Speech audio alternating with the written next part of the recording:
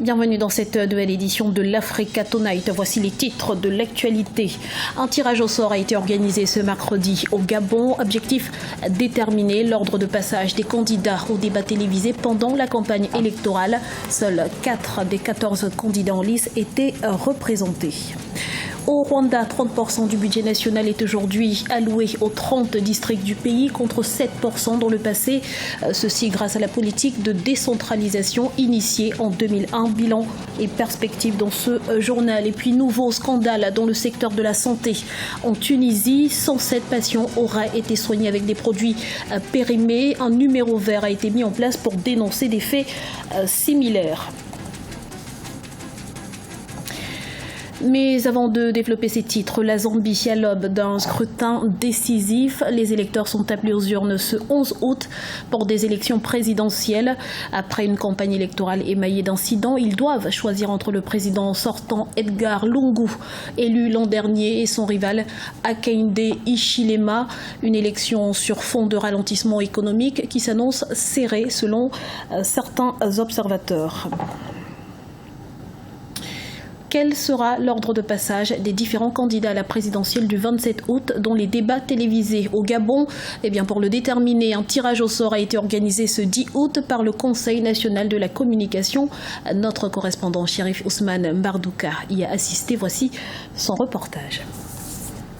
Le CNC, le Conseil national de la communication, a organisé ce mercredi un tirage au sort des différents candidats à l'élection présidentielle du 27 août. Objectif, déterminer l'ordre du passage des candidats au débat qui seront organisés pendant la campagne électorale sur les antennes de la télévision gabonaise. Une disposition qui répond ainsi aux exigences du décret du 28 décembre 2007 réglementant l'accès équitable des candidats et partis politiques aux médias publics en période électorale.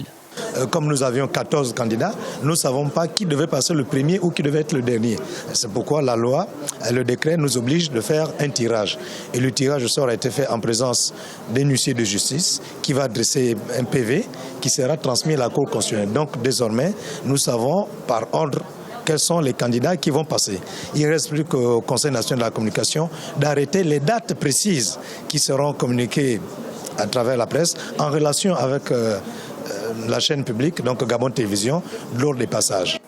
Sur les 14 candidats en liste pour cette présidentielle de 2016, seulement 4 représentants ont répondu à l'invitation du CNC. Malgré cette absence, les huissiers ont tout de même procédé au tirage au sort. Désormais, tous les candidats sont fixés sur leur ordre de passage et ils s'en félicitent. Moi, c'est une satisfaction tout à fait républicaine et citoyenne de voir que les moyens de l'État sont enfin mis à la disposition de tous ceux qui veulent le bien de ce pays, à commencer par mon candidat, M. Guy Zoubandama. Il faut se plier au rituel pour qu'on soit fixé sur l'ordre de passage des différents candidats aux médias publics. Je crois que c'était nécessaire. La campagne électorale pour la présidentielle du 27 août se déroule du 13 au 26 de ce mois. Au-delà des meetings populaires dans les villes et villages de la République gabonaise, les différents candidats auront également à présenter leurs projets de société sur les antennes des médias publics. Voilà 15 ans que le Rwanda a opté pour la politique de décentralisation. Objectif, impliquer davantage les administrés dans la gouvernance pour mieux répondre à leurs besoins. Quel bilan à ce jour? Élément de réponse dans ce reportage de notre correspondant Olivier Diakotan. Le Rwanda fait des progrès dans la mise en œuvre de la politique de décentralisation lancée depuis 15 ans. 30% du budget national est aujourd'hui alloué aux 30 districts du pays contre 7% dans le passé. Plusieurs programmes, dont celui d'une vache par foyer, ont transformé la vie des citoyens grâce à la gouvernance participative. Par exemple, 250 000 familles pauvres bénéficient déjà de cette mesure sur les 335 000 visées à l'horizon 2017. Ici à Gahanga, à une quinzaine de kilomètres de Kigali, la décentralisation rime avec la réduction de la pauvreté. Le programme Girinka est vraiment une bonne chose car il soulage beaucoup les personnes démunies. Moi-même, j'en ai bénéficié et aujourd'hui, je peux dire que le programme a changé ma vie. J'arrive à subvenir à mes besoins. C'est une très bonne chose. Je remercie les autorités de notre secteur qui sont réellement à l'écoute des populations. La décentralisation a connu 3 phases quinquennales au Rwanda depuis 15 ans. La réduction et la restructuration des entités administratives a eu lieu de 2001 à 2006. La consolidation des structures décentralisées de l'administration locale s'est déroulée entre 2006 et 2011. La recherche de solutions locales aux problèmes de l'administration est talonnée de 2011 à aujourd'hui. L'heure est désormais au bilan.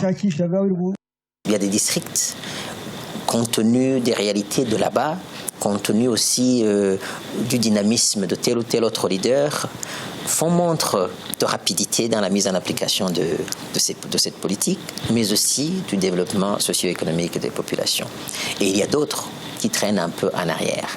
Donc, en matière de renforcement des capacités des communautés, en matière de renforcement des capacités de ces institutions locales, il y a encore des choses à faire. La prochaine phase de la décentralisation au Rwanda est celle de la consolidation des acquis. Notons que depuis 2012, l'Union africaine a décidé que chaque 10 août soit consacré à la journée africaine de la décentralisation. L'édition de 2016 a pour thème la décentralisation comme un pilier pour la réduction de la pauvreté, la prestation des services publics et la participation des citoyens. C'est une affaire qui fait grand bruit en Tunisie. Le ministère de la Santé a fait état ce mardi de graves dysfonctionnements dans le secteur. Environ 107 patients auraient été soignés avec des produits périmés. Une trentaine de cardiologues sont épinglés. On fait le point tout de suite avec Olivia Yeredombré. Alerte sanitaire en Tunisie. Des prothèses cardiaques et des anesthésiants périmés auraient été utilisés pour stopper des lésions du cœur chez environ 107 patients dans plusieurs hôpitaux et cliniques tunisiennes. C'est une révélation du ministère de la Santé tunisien ce mardi 9 août 2016 qui fait suite à une enquête menée dans des hôpitaux publics. Il y a eu d'abord un premier scandale, on pensait que c'était le seul, des stents que l'on met à l'intérieur des artères pour que le sang puisse circuler. Eh bien, le premier scandale était dû au fait que certains stents n'étaient pas aux normes il y a quelques jours. On apprend que des médicaments qui sont des, disons pour vulgariser, des calmants, mais que l'on donne après des opérations dangereuses ou des opérations qui causent des douleurs intenses après le réveil, eh bien, ces calmants étaient non seulement périmés, mais parfois, même s'ils n'étaient pas périmés, ils n'étaient pas aux normes. Donc, ils causaient des problèmes secondaires. Certains malades ont même perdu la vie, non pas lors de l'opération, ni après l'opération, mais lors du traitement médicamenteux des douleurs post-opératoires. Selon les autorités tunisiennes, un dossier judiciaire a été transféré à la gendarmerie et aux juges. Il y a eu un démarrage de procédure judiciaire. Mais est-ce qu'il y a eu toute la diligence pour mener à bien ces procédures judiciaires? Ceci est resté un point d'interrogation. Nous ne doutons pas du sérieux du système judiciaire qui jouit d'une indépendance comme dans tous les pays sérieux, vis-à-vis du pouvoir politique et vis-à-vis des autres pouvoirs. Mais d'un autre côté aussi, il faudrait être sûr que ce système judiciaire est capable de se corriger si jamais il y avait des brebis galeuses qui apparaissaient là-dedans. Un numéro vert a été mis en place par les autorités tunisiennes pour permettre aux populations de signaler aux services de santé des faits similaires. Je vous propose à présent de faire un point sur les Jeux Olympiques de Rio 2016. Les journées du 9 et du 10 août ont été assez chargées pour les athlètes africains, entre surprises et désillusions. Bilan et programme avec notre spécialiste sport, José Douglas. Tout à fait, avec le point sur ces JO et le comportement de nos athlètes et nos équipes. En tableau d'abord, et nous allons voir le basket et les Nigériens qui se sont inclinés 89-80 contre la Lituanie. Ils sont derniers du groupe B, mais l'équipe a encore des chances pour décrocher sa place en quart de finale. Football maintenant. Dans le tournoi féminin, c'est fini pour le Zimbabwe. Les joueuses ont perdu leur dernier match 6-1 face à l'Australie. Nous passons au volleyball Après une première défaite face à la Pologne, les Égyptiens ont redressé la barre en battant les Cubains 3-7-0.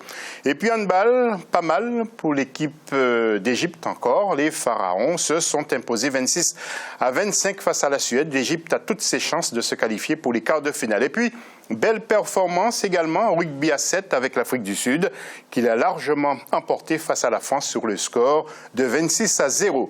Et puis à noter, parmi les autres résultats enregistrés ce mardi 9 et mercredi 10 tôt dans la matinée, en boxe chez les 60 kg, Reda Benbaziz continue son beau parcours après avoir éliminé l'Égyptien Mahmoud Abdelal en 16e de finale.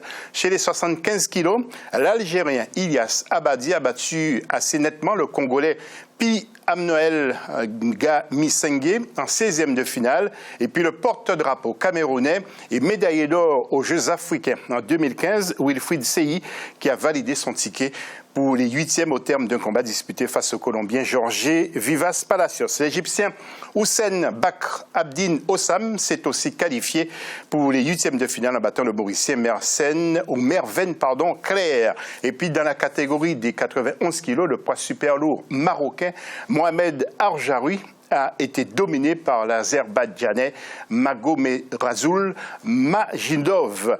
Et puis, il faut noter qu'en haltérophilie, chez les 63 kilos, chez les femmes, l'Égyptienne Esra Ahmed s'est classée 7e en soulevant un poids total de 216 kilos. Ce n'est pas rien. Et puis, en natation, je rappelle aussi que sur le 200 mètres papillon, Michael Phelps a pris sa revanche sur le Sud-Africain Chad Loklo, qui lui avait chippé le titre de champion olympique sur la distance à Londres en 2012. Nous allons enchaîner avec maintenant l'agenda pour la journée de ce jeudi 11, qui sera très riche, et nous retrouvons la rédaction d'Africa 24. Handball chez les hommes. Pour le tour préliminaire dans le groupe A, la Tunisie affrontera le Qatar le 11 août 2016. Dans le groupe B, l'Égypte sera face à la Pologne.